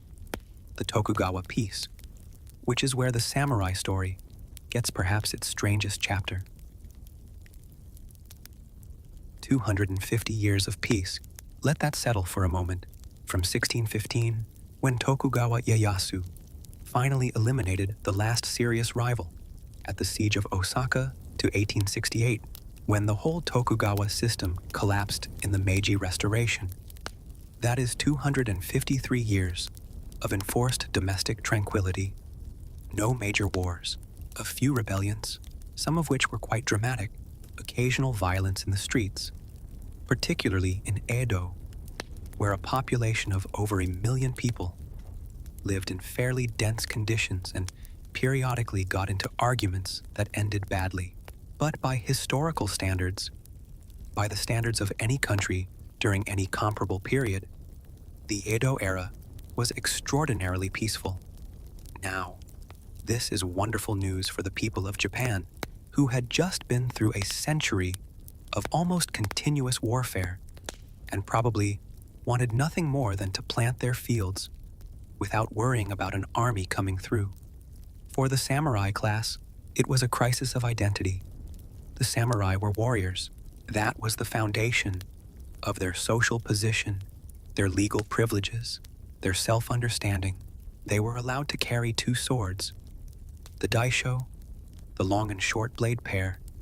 In a society where no one else was, they had the legal right, in theory, to cut down commoners who disrespected them, a right called kirisute gomen that was rather less frequently exercised in practice than in theory, but which existed on the books. Their entire existence was organized around the premise that their martial function justified their privileged position, and then there was nothing to fight. For generation after generation, sons of samurai grew up studying swordsmanship they would almost certainly never use in actual combat. They trained in martial arts that were increasingly theoretical exercises rather than practical preparation. They maintained the habits and appearances and rituals of a warrior class while spending their professional lives doing what all Edo period samurai eventually did: administrative work, record keeping, tax collection, policy implementation. The swords on their hips were, for the vast majority, decorative, or rather symbolic. They meant something. They were the visible sign of rank and status. But the chance of actually drawing one in earnest was, for most samurai, essentially zero. Some of them handled this reasonably well. The Edo period produced a remarkable flowering of samurai arts and culture. The tea ceremony, formal garden design, poetry, calligraphy, theater. The energy that might have gone into warfare went into aesthetics, and the aesthetics were genuinely extraordinary. Some of them handled it less well. The phenomenon of the kabukimono, literally, the crazy ones, or the strange ones, was one consequence of this surplus warrior energy with nowhere to go. In the early Edo period particularly, gangs of samurai drifted through cities, behaving aggressively and eccentrically, picking fights, wearing outlandish clothing, styling their hair in bizarre ways. They were essentially bored warriors, performing a vague threat that no one quite knew what to do with. The Tokugawa government, which was extremely serious about social order, found the kabukimono tiresome and periodically cracked down on them. The crackdowns worked, more or less. The bizarre samurai gangs became a feature of early Edo, rather than a permanent institution. More structurally, the Edo period saw a quiet but significant stratification within the samurai class itself. Samurai were not a uniform group. There were high-ranking samurai in service to powerful daimyo, who lived relatively comfortably, and there were very low-ranking samurai, a shigaru, foot soldiers, and their descendants, who were theoretically samurai, but lived barely above the level of prosperous peasants. By the mid-Edo period, there were samurai families of modest means who maintained the appearances of samurai status while struggling economically in ways that would be deeply familiar and deeply undignified to their famous ancestors. They repaired umbrellas at home and sold them quietly so as not to embarrass themselves in front of neighbors who knew they were supposed to be warriors.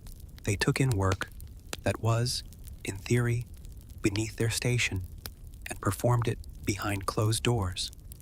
The swords stayed on the hip when they went outside, because that was the visible sign. The reality inside the house was considerably more modest.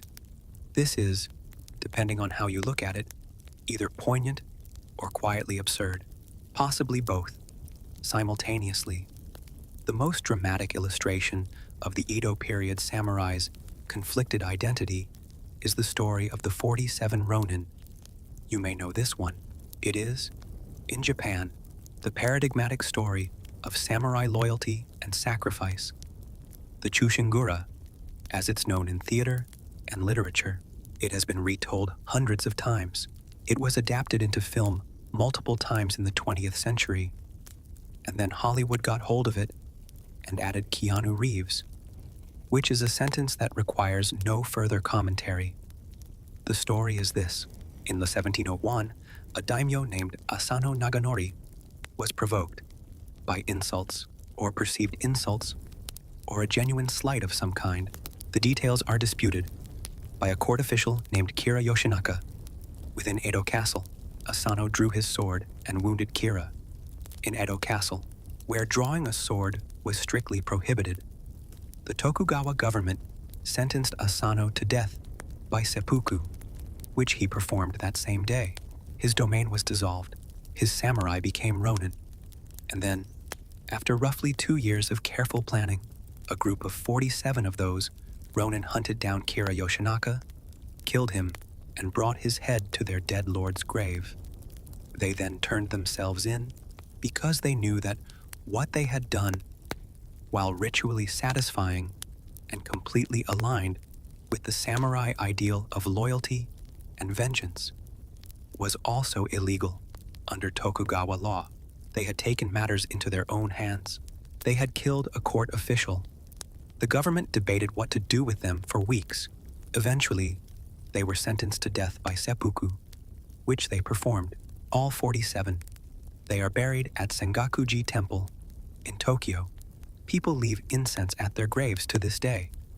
The story became enormously celebrated almost immediately. It was everything the mythology wanted. Loyalty, sacrifice, the code upheld unto death. It spread through theater and literature and became one of Japan's most beloved narratives. What gets slightly less attention in the celebrations is the fact that the Tokugawa government, which was not sentimental about social order, had real concerns about what the story celebrated. The 47 had, after all, demonstrated that samurai loyalty to a personal lord could override obedience to the law of the state. That was, from a government perspective, not an entirely comfortable precedent. The celebration of the 47 Ronin is, in this light, slightly complicated. It's a story about the samurai code, working exactly as the mythology says it should. It's also a story about a government that had to execute people for following the samurai code, which tells you something about the gap between the ideology and the practical reality of the Tokugawa state. History, as we've established, doesn't like clean stories. But let's drift toward the end of the samurai era now, because the ending is its own kind of strange.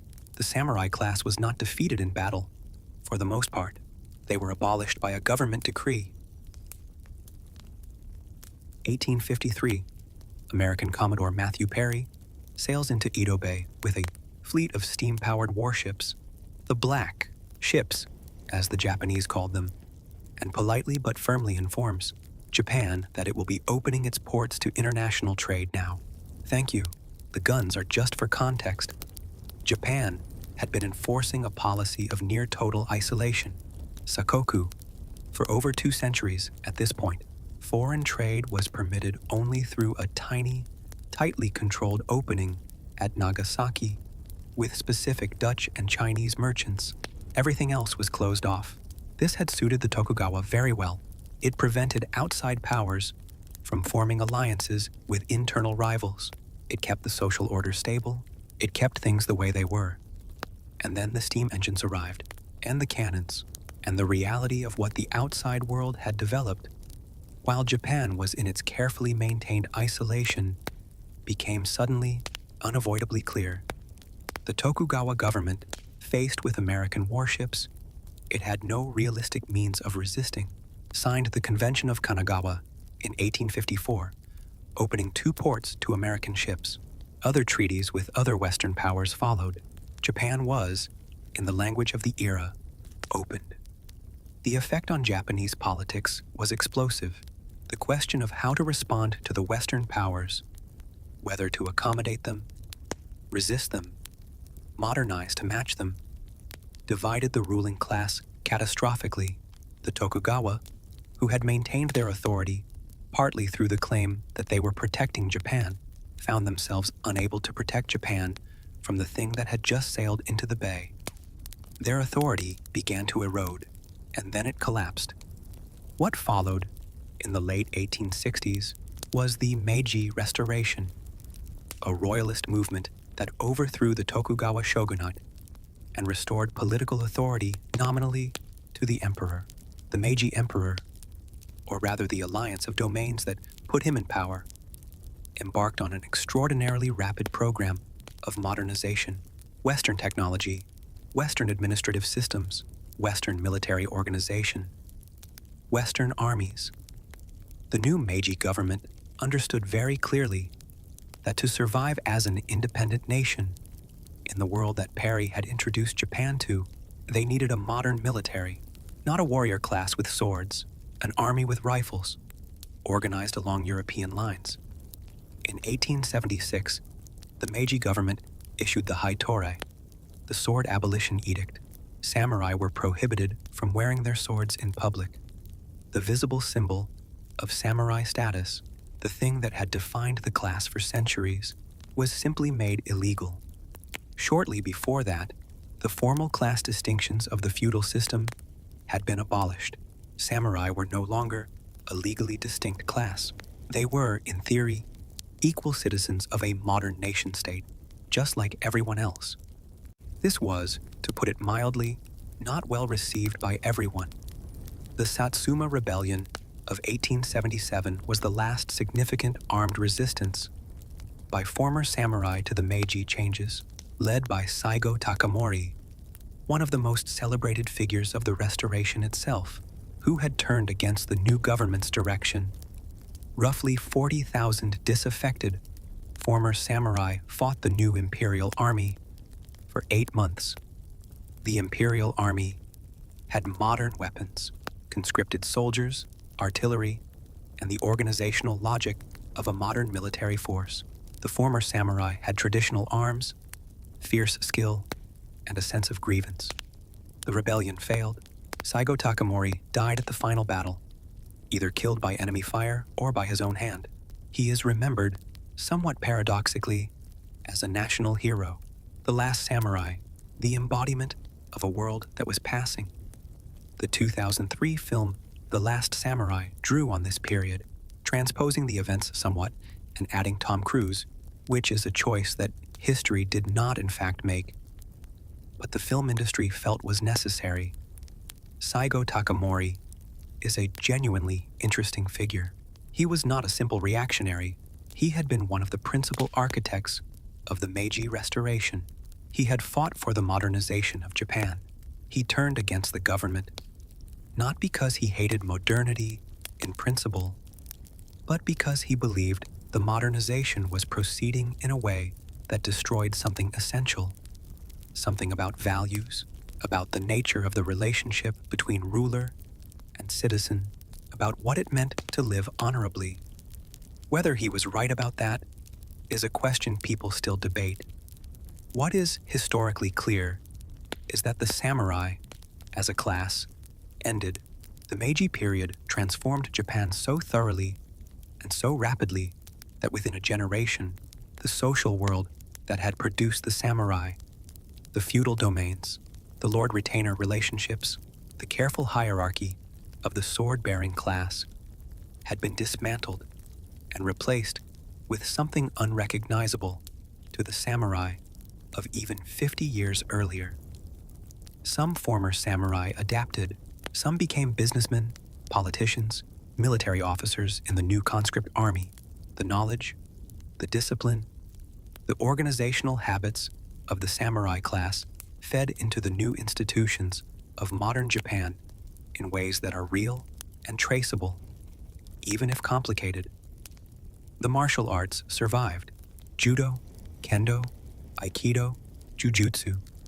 The physical disciplines of samurai training were codified into sports and self-improvement practices that persist today. They are practiced worldwide. They carry, in their structure and philosophy, genuine traces of the tradition. The aesthetic culture survived: the tea ceremony, the garden, the formal arts of the Edo period. These are still practiced, still taught, still taken seriously as cultural inheritance, and the mythology survived, perhaps most durably of all. In the 1880s and 1890s, as Japan navigated the complicated process of becoming a modern nation, while asserting a distinct cultural identity, the samurai became extremely useful as a national symbol. The warrior past, the noble code, the tradition of disciplined service, these were mobilized to give the new Japan a story about itself, a story of martial virtue and cultural continuity. That story, in different forms, served various political purposes through the late 19th century and into the 20th. Some of them genuinely inspiring, some of them, in the lead up to and during the Second World War, deployed in ways that had consequences we don't need to go into at length tonight. The distortion of Bushido into a tool of nationalist ideology is its own enormous and complicated subject. And you're sleepy, and we're not going there tonight. What I want to leave you with, instead, is something simpler. The real samurai were not the movie samurai. They were messier, more complicated, more human. They were bureaucrats and administrators and occasional fighters. They were servants in a system they didn't design. They were subjects of a mythology that was half constructed after the fact by people who were processing the end of something and trying to make it beautiful. They were people living in a particular place and time, doing what people always do, trying to find meaning in the structure they were given, trying to be good at the thing they were supposed to be, trying to navigate the gap between the ideal and the reality, which is, if you think about it, what most of us are doing, just usually without the sword. Let's spend a little time on the specifics of what the movies get wrong, because it's worth being precise rather than just gesturing vaguely at the mythology. The first and most persistent is the katana mythology. The katana is genuinely an extraordinary piece of craftsmanship. Japanese swordsmithing is a sophisticated and demanding art that produced blades of exceptional quality. This is not in dispute.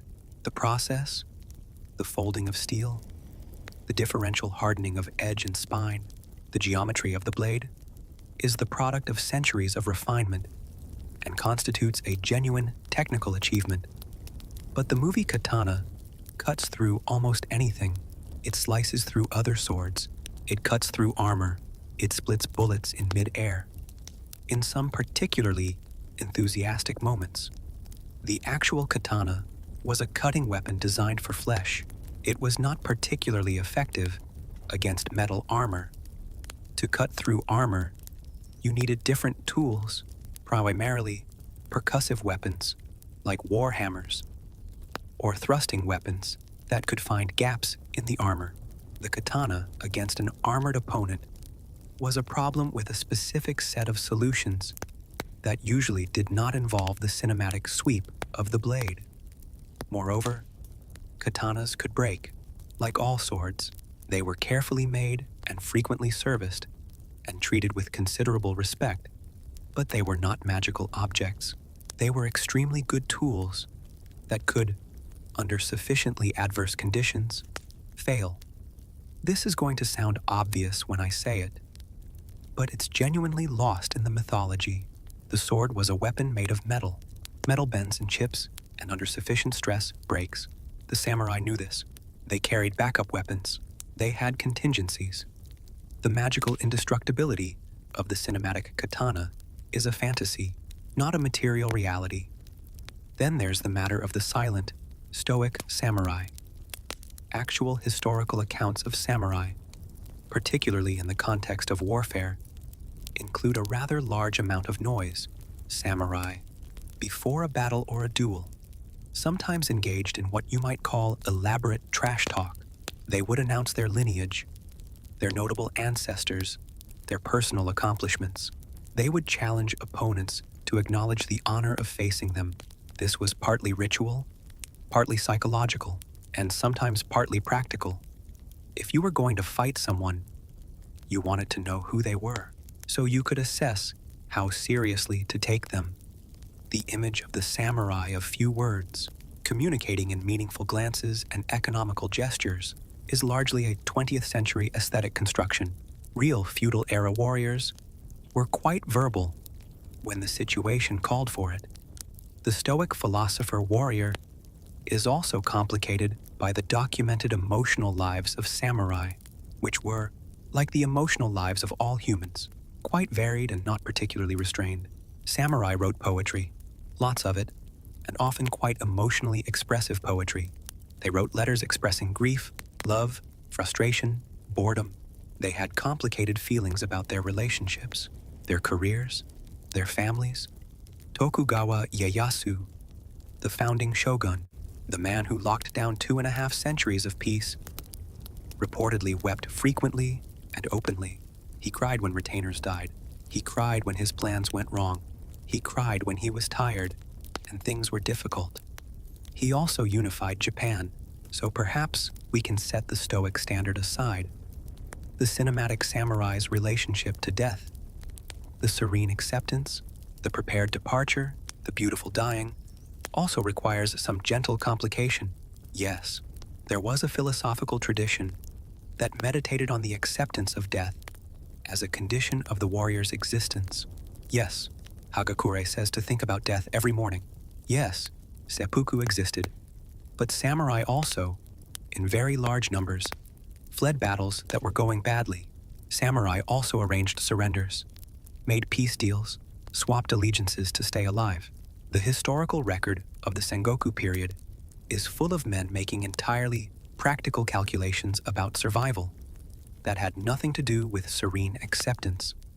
Because survival is what most people choose, most of the time, this is a feature of being alive, not a failure of spiritual development. The movie Samurai dies well. The historical samurai, much more often, tried very hard not to die at all, which is, let's be clear, the correct approach. And then there's the question of female samurai, the Onna Bugeisha, women who were trained in martial arts and fought in battle in the samurai tradition. They existed. This is not mythology. Archaeological evidence from battle sites has established that a significant percentage of combatants at certain major engagements were biologically female, a finding that revised earlier historical assumptions considerably. Individual Onna Bugeisha are historically documented. Tomoe Gozen, a legendary female warrior of the late 12th century, is described in the tale of the Heike as extraordinarily skilled in archery and swordsmanship. She fought at the Battle of Awazu in 1184. What happened to her afterward is, frustratingly, unclear, the chronicle handling her exit from the story somewhat evasively. Nakano, Takeko fought in the Boshin War of 1868, the civil war of the Meiji Restoration, leading a unit of female warriors at the Battle of Aizu.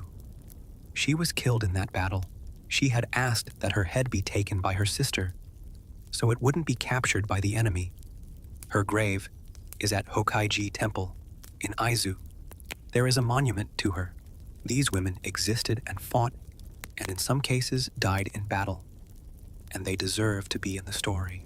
The mythology of the samurai has historically been a masculine mythology, and their presence in the record complicates that productively. There is one more cinematic trope we should address before we let this particular conversation drift to sleep. The lone warrior, the masterless Ronin with no obligations, no lord, no ties. Free, moving through the world on his own terms, the cinema's favorite samurai archetype. This is, as we've discussed, a somewhat idealized version of a social reality that was quite difficult, but there's something else worth noting about the Ronin archetype and what it tells us about the mythology. The love of the lone samurai is, in part, a modern phenomenon, and in particular, a Western adoption of the samurai ideal that has as much to do with Western ideas about individualism as it does with any Japanese historical reality. The samurai world was fundamentally, structurally, philosophically anti-individualist. It was about service, about belonging, about the subordination of personal preference to the obligations of hierarchy and loyalty. The samurai identity was, at its core, a relational identity.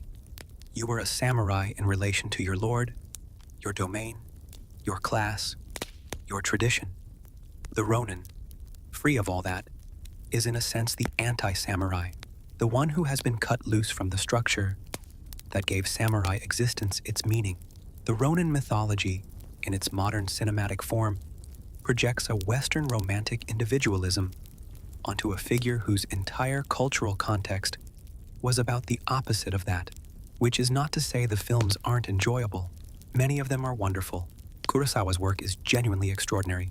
The mythology, even understood as mythology, has its own kind of power and beauty. But understanding what it is, a construction, a selection, a story that was assembled from historical materials by people with specific aesthetic and ideological purposes, lets you appreciate it more fully, not less, more. Because you're holding both things at once, the story and what was underneath the story. That, if anything, is what history is for.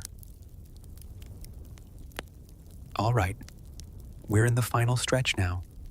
You've been traveling with me through roughly 800 years of samurai history, through the early warriors of the Heian court, the mounted archers of Kamakura, the chaos of the Sengoku period, the long frozen peace of the Edo era, the collapse of the Meiji Restoration, and the quiet ending of a class that had defined Japanese society for the better part of a millennium. We've talked about the myths and the realities, the sword and the desk, the code that was written mostly by people who weren't fighting, and the individual human beings underneath all of it, unwashed, bureaucratic, occasionally treacherous, genuinely skilled, sometimes magnificent, almost always more complicated than the story would suggest. Let's finish with something about what survived, what the samurai left behind, that is genuinely, durably real, not mythology, not romantic construction, but something that persists and functions and matters. The martial arts first, kendo, the way of the sword, practiced today by millions of people worldwide with bamboo swords and protective armor in dojos from Tokyo to Sao Paulo to suburban Ohio. The physical discipline, the emphasis on posture and presence and breath, the formal bow between practitioners, these carry genuine traces of the tradition. They've been adapted and formalized and made safe for modern sport, but the thread from the sword schools of the Edo period to the kendo dojo on your city's east side is real and traceable. Judo, developed in the 1880s by Kano Jigoro from the older jujutsu traditions of the samurai. Aikido, developed in the 20th century by Ueshiba Morihei. Iaido, the art of the sword draw. All of these are living practices that have their roots in the samurai martial tradition, even if they've been transformed almost beyond recognition in their modern forms. The aesthetic culture of the samurai era, the tea ceremony, the no theater, the formal garden, the principles of wabi-sabi and mono, aware that permeate Japanese aesthetics to this day, emerged from the aristocratic samurai culture of the Muromachi and later Edo periods.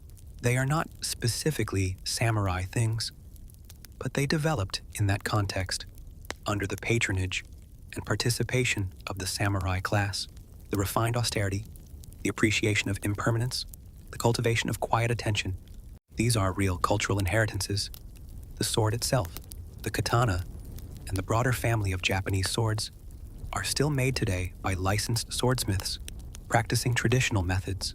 There are approximately 200 licensed tosho in Japan, making swords by hand using processes that have been refined over more than 1,000 years. The production is tightly regulated. Only a small number of swords per swordsmith per year is permitted. Each sword made by a recognized swordsmith is registered with the government. The swords are not made as weapons. They're made as cultural artifacts, as the culmination of a living craft tradition. They're bought by collectors, by martial arts practitioners, by museums. They are extraordinary objects, and the tradition of making them has been recognized as an important, intangible cultural heritage. There is something quietly beautiful about that, the most iconic object of a warrior class, still made by hand, still using century-old techniques, now existing purely as art. The function has fallen away, the form remains, and then there is Bushido itself, the code, the philosophy, the collection of values that got assembled from various historical sources and formalized and named and exported to the world. The emphasis on discipline, on responsibility, on the cultivation of skill, on the acceptance of difficulty, these ideas have had real influence in Japan and beyond, filtered through decades of popular culture, through martial arts instruction, through business culture. They've also been distorted, as we noted, and weaponized for various purposes that the romantic version of Bushido would probably find uncomfortable. That's what happens to philosophies. When they become popular, they get simplified, they get applied to contexts they weren't designed for. They become slogans. But underneath the sloganeering, there are genuine ideas. The notion that how you do things matters as much as whether you do them. That skill requires patient cultivation. That there is something worth attending to in the texture of daily action, not just the grand moments. That discipline is not its own punishment, but a form of respect for the craft and the practice. These ideas are not specifically Japanese. They're not specifically samurai. They show up in various forms across many traditions, but the samurai version of them has a particular flavor, particular cultural context, particular history, particular aesthetics. That makes it a distinct and interesting expression of something broadly human. You don't have to be a samurai to find something worthwhile in it. You don't have to pretend the mythology is the history. You can hold both. The messy, human, complicated history and the genuine philosophical tradition that emerged from it. Without needing either one to be simple, the samurai were clerks and warriors and artists and administrators and cowards and heroes and people who complained about their colleagues and people who died for their beliefs and people who died for completely random reasons unrelated to their beliefs, as people generally do. They lived in a specific world, under specific conditions, with specific tools and constraints. They developed specific ways of making meaning out of those conditions. Some of those ways are worth preserving. Some of them should stay in the past. Most of them are interesting in the specific, human, irreducibly historical way that everything is interesting if you look at it long enough. And the movies, the magnificent, beautiful, thoroughly inaccurate movies, are their own kind of artifact. Kurosawa's Seven Samurai is not historical documentation, but it is a work of genuine art that tells real truths about loyalty and sacrifice and the lives of people who protect others. That it rearranges the facts doesn't make it worthless. It makes it a story about the samurai, rather than a history of them. Both things can exist. You can watch the film and love it, and you can know, lying in the dark afterward, that the reality was both smaller and larger than what you saw. That the real people were both more limited and more interesting than the cinema gives them credit for. That history, when you actually look at it, is almost always better than the myth, not because it's more exciting, but because it's more human. And that's worth something, even at this hour, even half asleep. So, that's the samurai, more or less. A warrior class that spent most of its existence doing paperwork, a code written by people who weren't fighting, a mythology constructed by people who needed one, and underneath all of that, human beings living as well as they could in a world that was, as worlds always are, complicated beyond any single story's ability to contain. You can close your eyes now. The history will still be here in the morning. It always is. Sleep well.